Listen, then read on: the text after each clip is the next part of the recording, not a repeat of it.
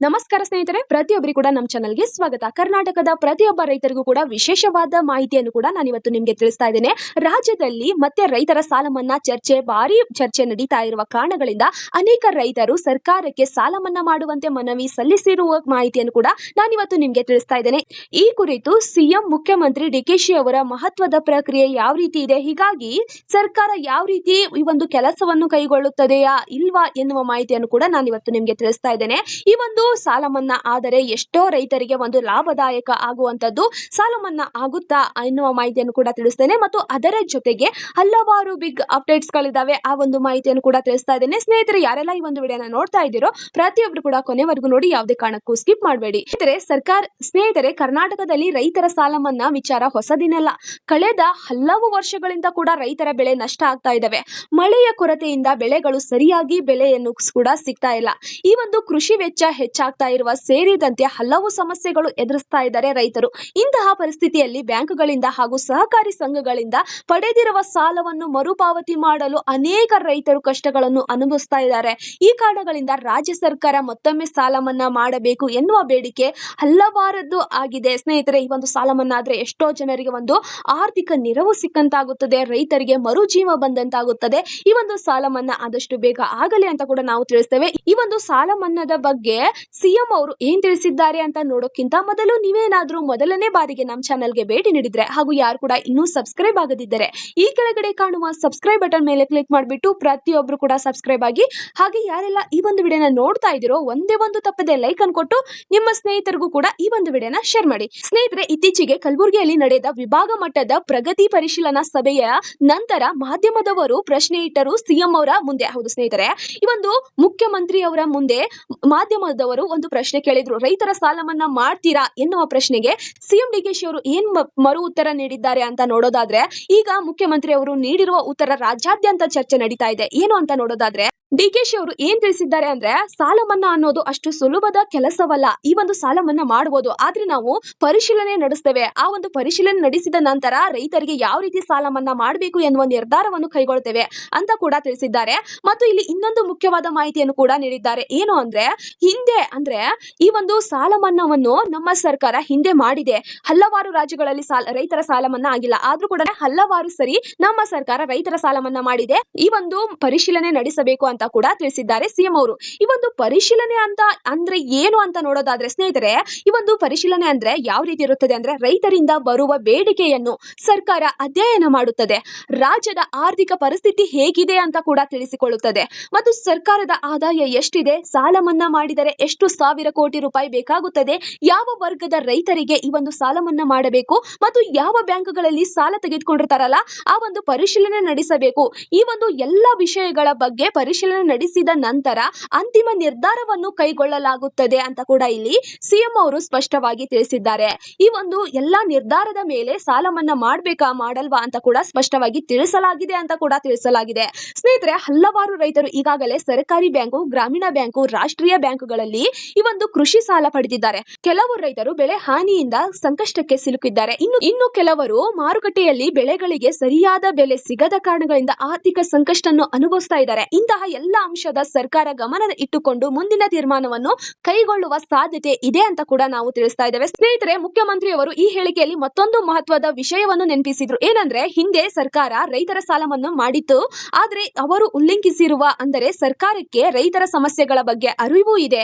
ಈ ಒಂದು ಸಂದೇಶವನ್ನು ನಾವು ಕೈಗೊಳ್ತೇವೆ.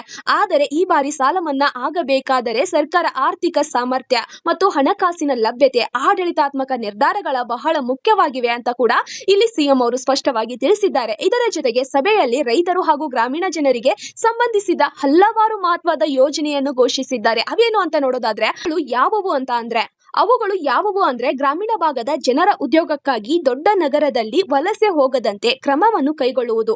ಅಂದ್ರೆ ಇದಕ್ಕಾಗಿ 2-3ನೇ ಹಂತದ ನಗರವನ್ನು ಹೊಸ ಕೈಗಾರಿಕೆಗಳ ಉತ್ತೇಜನ ಮಾಡುವುದು. ಈ ಒಂದು ಸರ್ಕಾರದ ಉದ್ಯೋಗ ಮಟ್ಟವನ್ನು ಸೃಷ್ಟಿಸುವ ಕೆಲಸವನ್ನು ಕೈಗೊಳ್ಳುವ ಒಂದು ನಿರ್ಧಾರವನ್ನು ಕೈಗೊಳ್ಳಲಾಗ್ತಾ ಇದೆ. ಹೌದು ಸ್ನೇಹಿತರೆ, ಒಂದು 2-3 ಗ್ರಾಮವನ್ನು ಸೇರಿಸಿ ಅಲ್ಲಿ ಒಂದು ಕೈಗಾರಿಕೆಯನ್ನು ಉತ್ತೇಜಿಸುವುದರಿಂದ ಆ ಒಂದು ಗ್ರಾಮೀಣ ಜನರು ವಲಸೆ ಹೋಗದಂತೆ ಆ ಒಂದು ಗ್ರಾಮಗಳು ಮುಂದೆ ಬರುವುದಕ್ಕೆ ಸಹಾಯವಾಗುತ್ತದೆ ಆರ್ಥಿಕವಾಗಿ ಅಂತ ಕೂಡ ಇಲ್ಲಿ ಹಲವಾರು ಕೈಗಾರಿಕೆ ಯೋಜನೆಗಳನ್ನು ಜಾರಿಗೆ ತರುವುದಕ್ಕೆ ಸರ್ಕಾರ ಮುಂದಾಗಿದೆ. ಇದರ ಜೊತೆಗೆ ಯುವ ಸೇತು ಯೋಜನೆಯನ್ನು ಜಾರಿಗೆ ತರುವುದಕ್ಕಾಗಿ ತಿಳಿಸಿದ್ದಾರೆ. ಈ ಯೋಜನೆಯ ಉದ್ದೇಶ ಖಾಸಗಿ ವಲಯದ ಉದ್ಯೋಗವನ್ನು ಯುವಕರಿಗೆ ಸಂಪರ್ಕಿಸುವುದು ಮತ್ತು ಕೌಶಲ್ಯಾಧಾರಿತ ತರಬೇತಿ ನೀಡಿ ಸ್ಥಳೀಯರಿಗೆ ಉದ್ಯೋಗದಲ್ಲಿ ಆದ್ಯತೆ ನೀಡಲಾಗುವುದು ಅಂತ ಕೂಡ ಸರ್ಕಾರದಿಂದ ತಿಳಿಸಲಾಗಿದೆ. ಶಿಕ್ಷಣ ಕ್ಷೇತ್ರದಲ್ಲೂ ಕೂಡ ದೊಡ್ಡ ಘೋಷಣೆ ಮಾಡಲಾಗಿದೆ. ಗ್ರಾಮೀಣ ಪಂಚಾಯಿತಿ ಮಟ್ಟದಲ್ಲಿ ಸುಮಾರು 2,000 CSR ಶಾಲೆಗಳ ನಿರ್ಮಿಸಿ ಮತ್ತು ಉತ್ತಮ ಗುಣಮಟ್ಟದ ಶಿಕ್ಷಣ ನೀಡುವ ಗುರಿಯನ್ನು ಸರ್ಕಾರ ಹೊಂದಿದೆ. ಗ್ರಾಮೀಣ ಪ್ರದೇಶದ ಮಕ್ಕಳಿಗೂ ಉತ್ತಮದ ಶಿಕ್ಷಣ ಸಿಗಬೇಕು ಎಂಬ ಉದ್ದೇಶದಿಂದ ಈ ಒಂದು ಯೋಜನೆಗಳನ್ನು ರೂಪಿಸಲಾಗಿದೆ. ಕಂದಾಯ ಇಲಾಖೆಯಲ್ಲೂ ಕೂಡ ಜನರಿಗೆ ಅನುಕೂಲವಾಗುವಂತಹ ಕ್ರಮವನ್ನು ಕೈಗೊಳ್ಳಲಾಗಿದೆ. ಈ ಖಾತಾಪುಡಿ ಹಾಗೂ ಆಸ್ತಿ ದಾಖಲೆಗಳನ್ನು ಉಚಿತ ಸರಿಪಡಿಸುವ ಒಂದು ಅಭಿಯಾನವನ್ನು ಕೂಡ ಆರಂಭಿಸಲಾಗಿದೆ. ಬಡ ಜನರು ದಾಖಲೆಗಳಿಗೆ ಕಚೇರಿಗೆ ಅಲೆದಾಡುವುದನ್ನು ಹಾಗೂ ಅನಗತ್ಯ ಹಣ ಖರ್ಚು ಮಾಡುವ ಪರಿಸ್ಥಿತಿಯನ್ನು ಕಡಿಮೆ ಮಾಡುವ ಉದ್ದೇಶದಿಂದ ಈ ಒಂದು ಯೋಜನೆಗಳನ್ನು ಜಾರಿಗೆ ತಂದಿದೆ. ಸ್ನೇಹಿತರೆ, ಮತ್ತೊಂದು ಬಿಗ್ ಅಪ್ಡೇಟ್ ಏನಂದ್ರೆ, ಜನರಿಗೆ ಸರ್ಕಾರ ಮತ್ತೊಂದು ದೊಡ್ಡ ಅವಕಾಶವನ್ನು ಘೋಷಿಸಿದೆ. ರಾಜ್ಯದಲ್ಲಿ ಖಾಲಿ ಇರುವ 72,000 ಸರ್ಕಾರಿ ಹುದ್ದೆಗಳಿಗೆ 6 ತಿಂಗಳ ಒಳಗೆ ಭರ್ತಿ ಮಾಡುವ ಕ್ರಮವನ್ನು ಕೈಗೊಳ್ಳಲಾಗಿದ್ದು ಮುಖ್ಯಮಂತ್ರಿ ತಿಳಿಸಿದ್ದಾರೆ. ಸರ್ಕಾರಿ ಉದ್ಯೋಗಕ್ಕಾಗಿ ಸಿದ್ಧತೆ ನಡೆಸುವವರು ಸಾವಿರಾರು ಅಭ್ಯರ್ಥಿಗಳಿದ್ದಾರೆ. ಈ ಒಂದು ಮಹತ್ವದ ಮಾಹಿತಿ ಅವರಿಗೆ ಗುಡ್ ನ್ಯೂಸ್ ಆಗಿದೆ.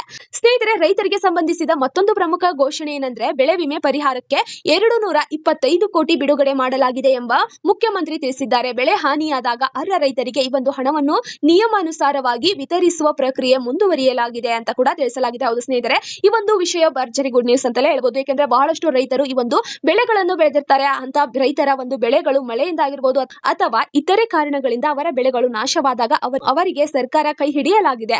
ಈ ಒಂದು ಬೆಳೆ ಪರಿಹಾರವಾಗಿ 225 ಕೋಟಿ ಹಣವನ್ನು ಕೂಡ ರೈತರಿಗೆ ಮೀಸಲಾಗಿ ಇಡಲಾಗಿದೆ ಅಂತ ಕೂಡ ಇಲ್ಲಿ ತಿಳಿಸಲಾಗಿದೆ. ಪ್ರತಿಯೊಬ್ಬರಿಗೂ ಇನ್ನೊಂದು ಮುಖ್ಯ ಮಾಹಿತಿ ಏನು ಅಂದ್ರೆ ಸ್ನೇಹಿತರೆ, ಇದೇ ತಿಂಗಳು ಜುಲೈ 31ನೇ ತಾರೀಕಿನ ಒಳಗಡೆ ಹೋಗಿ ನೀವು ಪ್ರತಿಯೊಬ್ಬರು ಕೂಡ ಅರ್ಜಿಯನ್ನು ಸಲ್ಲಿಸಬೇಕಾಗಿರುತ್ತದೆ. ಈ ಒಂದು ಬೆಳೆ ಹಾನಿಗೆ, ಹೌದು ಸ್ನೇಹಿತರೆ, ಬೆಳೆ ಹಾನಿಗೆ ಇದೇ ತಿಂಗಳು 31ನೇ ತಾರೀಕಿನಂದು ಅರ್ಜಿ ಸಲ್ಲಿಸಿದ್ರೆ ನಿಮಗೂ ಕೂಡ ಬೆಳೆ ಹಾನಿ ಪರಿಹಾರ ಸಿಗುತ್ತದೆ. ಇಲ್ಲ ಅಂದ್ರೆ ಇಲ್ಲ. ಪ್ರತಿಯೊಬ್ಬರು ಕೂಡ ಇದೇ ತಿಂಗಳು 31ನೇ ತಾರೀಕಿನ ಒಳಗಡೆ ಅರ್ಜಿಯನ್ನು ಸಲ್ಲಿಸಿ. ಸ್ನೇಹಿತರೆ, ಇನ್ನೂ ಮುಖ್ಯ ವಿಚಾರ ಏನಂದ್ರೆ, ಬಡ ಕುಟುಂಬದವರಿಗೆ ವಿಶೇಷ ಹಂಚಿಕೆ ಕಾರ್ಯಕ್ರಮವನ್ನು ಸರ್ಕಾರ ಆದ್ಯತೆ ನೀಡಲಾಗಿದೆ ಎಂದು ಕೂಡ ತಿಳಿದು ಬರ್ತಾ ಇದೆ. ಪ್ರತಿಯೊಂದು ಕ್ಷೇತ್ರದಲ್ಲೂ ಅರ್ಹ ಬಡ ಕುಟುಂಬದವರಿಗೆ ನಿವೇಶನ ಒದಗಿಸುವ ಉದ್ದೇಶವನ್ನು ಸರ್ಕಾರ ವ್ಯಕ್ತಪಡಿಸಲಾಗಿದೆ. ಸ್ನೇಹಿತರೆ, ಪ್ರತಿಯೊಬ್ಬರಿಗೂ ಕೂಡ ಇಲ್ಲಿ ಹಲವಾರು ಯೋಜನೆಯ ಮಾಹಿತಿಯನ್ನು ಕೂಡ ನಾನು ಇವತ್ತು ನಿಮಗೆ ತಿಳಿಸಿದ್ದೇನೆ. ಅದರಲ್ಲಿ ಒಂದು ಮುಖ್ಯವಾದ ವಿಚಾರ ಏನು ಅಂದ್ರೆ ಸ್ನೇಹಿತರೆ, ಇಲ್ಲಿ ತಿಳಿದು ಬರ್ತಾ ಇರುವ ಒಂದು ಸ್ಪಷ್ಟವಾದ ಮಾಹಿತಿ ಏನಂದ್ರೆ, ಸಾಲ ಮನ್ನಾದ ಬಗ್ಗೆ ಸಿಎಂ ಅವರು ಯಾವುದೇ ರೀತಿ ಘೋಷಣೆ ಮಾಡಿಲ್ಲ. ಅದರ ಬಗ್ಗೆ ಪರಿಶೀಲನೆ ನಡೆಸ್ತಾ ಇದ್ದಾರೆ. ಈ ಒಂದು ಪರಿಶೀಲನೆ ನಡೆಸಿದ ನಂತರ ಸಾಲ ಮನ್ನಾ ಆಗುತ್ತಾ ಇಲ್ವಾ ಎನ್ನುವ ಮಾಹಿತಿಯನ್ನು ಕೂಡ ನಾನು ಮುಂದಿನ ವಿಡಿಯೋದಲ್ಲಿ ನಿಮಗೆ ತಿಳಿಸ್ತೇನೆ. ಈ ಒಂದು ವಿಡಿಯೋ ನಿಮಗೆ ಮುಖ್ಯವಾಗಿದೆ ಅಂತ ಅನ್ಸಿದ್ರೆ ಲೈಕ್ ಮಾಡಿ, ಶೇರ್ ಮಾಡಿ, ಹಾಗೆ ಸಬ್ಸ್ಕ್ರೈಬ್ ಮಾಡ್ಕೊಳ್ಳಿ. ಮತ್ತು ಹಲವಾರು ಯೋಜನೆಗಳನ್ನು ಜಾರಿಗೆ ತಂದಿದ್ದಾರೆ ಮತ್ತು ಬೆಳೆ ಪರಿಹಾರಕ್ಕೆ 225 ಕೋಟಿ ಹಣವನ್ನು ಮೀಸಲಾಗಿಡಲಾಗಿದೆ. ಸ್ನೇಹಿತರೆ, ರಾಜ್ಯದಲ್ಲಿ ಖಾಲಿ ಇರುವ 72,000 ಸರ್ಕಾರಿ ಹುದ್ದೆಗಳ 6 ತಿಂಗಳಲ್ಲಿ ಭರ್ತಿ ಅಂತ ಕೂಡ ತಿಳಿಸಲಾಗಿದೆ. ಮತ್ತು ಈ ಒಂದು ಮಹತ್ವವಾದ ಯೋಜನೆ ಇದಾಗಿದೆ. ಈ ಖಾತೆ ಪುಡಿ ಮತ್ತು ಆಸ್ತಿ ದಾಖಲೆಗಳನ್ನು ಉಚಿತವಾಗಿ ಸರಿಪಡಿಸಿಕೊಳ್ಳುವ ಒಂದು ಅಭಿಯಾನವನ್ನು ಕೂಡ ಕೈಗೊಳ್ಳಲಾಗಿದೆ. ಗ್ರಾಮ ಪಂಚಾಯಿತಿ ಮಟ್ಟದಲ್ಲಿ ಸುಮಾರು 2,000 CSR ಶಾಲೆಗಳು ಕೂಡ ನಿರ್ಮಾಣವಾಗ್ತಾ ಇದ್ದಾವೆ. ಈ ಒಂದು ಯುವ ಸೇತುವೆ ಕೂಡ ಆರಂಭವಾಗ್ತಾ ಇದ್ದಾವೆ. ಹಲವಾರು ನಗರಗಳಲ್ಲಿ ಹೊಸ ಕೈಗಾರಿಕೆಯನ್ನು ಕೂಡ ಆರಂಭಿಸ್ತಾ ಇದ್ದಾರೆ. ಗ್ರಾಮೀಣ ಜನರು ವಲಸೆ ಹೋಗದಂತೆ ತಡೆಯುವುದಕ್ಕೆ ಸರ್ಕಾರ ಇಷ್ಟು ಯೋಜನೆಗಳನ್ನು ಜಾರಿಗೆ ತರ್ತಾ ಇದೆ. ಮತ್ತು ಈ ಒಂದು ಮಾಹಿತಿ ನಿಮಗೆ ಇದೇ ರೀತಿ ಸರ್ಕಾರದ ಬಿಗ್ ಅಪ್ಡೇಟ್ ಬೇಕು ಅಂದ್ರೆ ನಮ್ಮ ಚಾನಲ್ ಅನ್ನು ನೀವು ಸಬ್ಸ್ಕ್ರೈಬ್ ಮಾಡ್ಕೊಳ್ಳಿ. ಹಾಗಿದ್ರೆ ಮಾತ್ರ ಸರ್ಕಾರದಿಂದ ಯಾವುದೇ ಹೊಸ ಅಪ್ಡೇಟ್ ಬಿಟ್ಟರು ನಾನು ಆದಷ್ಟು ಬೇಗ ನಿಮಗೆ ವಿಡಿಯೋ ಮುಖಾಂತರ ತಿಳಿಸ್ತಾನೆ ಇರ್ತೇನೆ. ಬೇಗ ಸಬ್ಸ್ಕ್ರೈಬ್ ಮಾಡ್ಕೊಳ್ಳಿ. ಮತ್ತು ಈ ಒಂದು ಮಾಹಿತಿ ನಿಮಗೆ ಉಪಯುಕ್ತವಾಗಿದೆ ಅಂದ್ರೆ ಲೈಕ್ ಮಾಡಿ, ಶೇರ್ ಮಾಡಿ, ಹಾಗೆ ಸಬ್ಸ್ಕ್ರೈಬ್ ಮಾಡ್ಕೊಳ್ಳಿ. ಮತ್ತು ನಿಮ್ಮ ರೈತ ವಾಟ್ಸ್ಆಪ್ ಗ್ರೂಪ್ ಮತ್ತು ನಿಮ್ಮ ಸ್ನೇಹಿತರಿಗೂ ಕೂಡ ಈ ಒಂದು ವಿಡಿಯೋನ ಶೇರ್ ಮಾಡಿ. ನಿಮ್ಮ ಜಿಲ್ಲೆ ಯಾವುದು ಅಂತ ಕೂಡ ಕಮೆಂಟ್ ಬಾಕ್ಸ್ ಅಲ್ಲಿ ತಿಳಿಸಿ. ಸ್ನೇಹಿತರೆ, ಈ ಒಂದು ವಿಡಿಯೋನ ಯಾರೆಲ್ಲ ಕೊನೆವರೆಗೂ ನೋಡಿದ್ದೀರೋ ಹೃದಯಪೂರ್ವಕವಾಗಿ ಧನ್ಯವಾದಗಳು. ಜೈ ಜವಾನ್, ಜೈ ಕಿಸಾನ್.